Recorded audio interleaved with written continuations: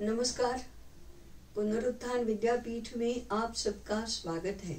मैं इंदुमती काटडरे ज्ञान सागर महाप्रकल्प की जानकारी देने के लिए मैं आपके समक्ष प्रस्तुत हूँ। ज्ञान सागर महाप्रकल्प में एक साथ 1000 ग्रंथों का निर्माण हो रहा है और बहुत शीघ्र ही उसका प्रकाशन भी होगा। यह तो मैंने पहले बताया ही है। इनमें कैसे विभाग हैं और ये कितने प्रकार के ग्रंथ बन रहे हैं, इसका भी मैंने आपके समक्ष निवेदन किया था। इन ग्रंथों में सभी विषयों का समावेश होता है। आज विद्यालयों और महाविद्यालयों में जो भी विषय पढ़ाए जाते हैं, उन सभी विषयों के ग्रंथ इस महाप्रकल्प में हैं। साथ ही जो पढ़ाए नहीं जाते हैं परंतु पढ़ाए जाने चाहिए, ऐसे विषयों के ग्रंथ भी इनमें समाविष्ट हैं। हम शिक्षा को समग्र विकास का माध्यम बनाना चाहते हैं। व्यक्तित्व का समग्र विकास माने अर्थात पढ़ने वाले छात्र के व्यक्तित्व का समग्र विकास, साथ ही जिस समाज में हम रह रहे हैं उस समाज का भी समग्र विकास, हम जिस राष्ट्र के अंगभूत घटक हैं उस राष्ट्र का भी समग्रता में विकास, यह हमारी शिक्षा का उद्देश्य है। इस उद्देश्य की पूर्ति करने वाला ज्ञान हमारे विद्यालयों महाविद्यालयों के कक्षों में मिलना चाहिए और इसके लिए ही पाठ्यक्रम बनते हैं, इसके लिए ही पठन सामग्री बनती है, इसके लिए ही संदर्भ सामग्री बनती है। तो ऐसे समग्र विकास के लिए माने पढ़ने वाले छात्र के, समाज के और राष्ट्र के समग्र विकास के लिए जिन जिन विषयों की आवश्यकता है, उन सभी विषयों को लेकर हमने ग्रंथों का निर्माण करने का प्रयास किया है। ये सारे विषय गर्भावस्था से वृद्धावस्था तक पढ़ाए जाने चाहिए।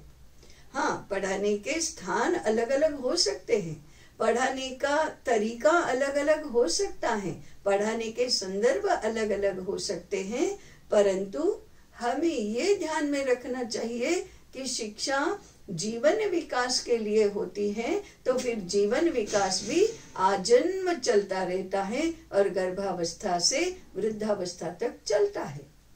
हाँ, इसका एक केंद्र विद्यालय होता है।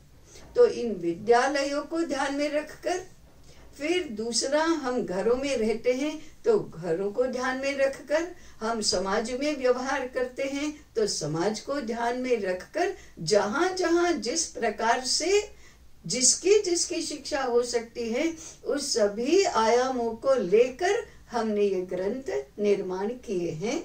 और इस दृष्टि से जो विषय हैं उनमें से कुछ ऐसे हैं: अध्यात्म, धर्म, संस्कृति, समाज, राज्यशास्त्र, अर्थशास्त्र, अधिजनन शास्त्र, कुटुंब शिक्षा, शिक्षा व्यवस्था अर्थात विद्यालयीन शिक्षा, गोविज्ञान, आयुर्वेद, भौतिक विज्ञान, मनोविज्ञान, तंत्र ज्ञान, व्यायाम, योग, कला, संस्कृत, ऐसे सभी विषयों के संदर्भ ग्रंथ इन ग्रंथों में है। इसकी ग्रंथ सूची उपलब्ध है। आप यदि चाहें तो ये ग्रंथ सूची प्राप्त भी कर सकते हैं। केवल हमारा संपर्क करने से ये ग्रंथ सूची आपको उपलब्ध हो सकती है।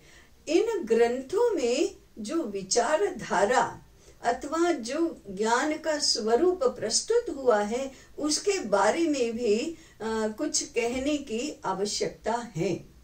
इसका निवेदन मैं अगले अध्याय में करूंगी।